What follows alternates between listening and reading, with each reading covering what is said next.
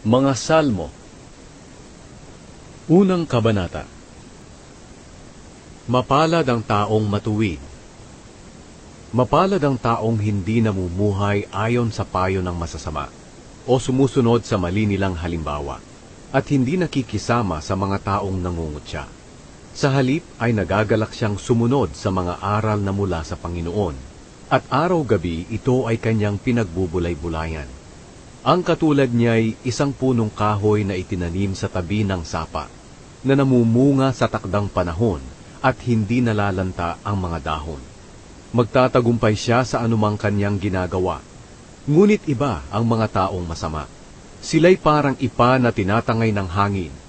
Parurusahan sila ng Diyos sa araw ng paghatol at ihihiwalay sa mga matuwid. Sapagkat pinapatnubayan ng Panginoon ang mga matuwid. Ngunit ang buhay ng taong masama ay hahantong sa kapahamakan.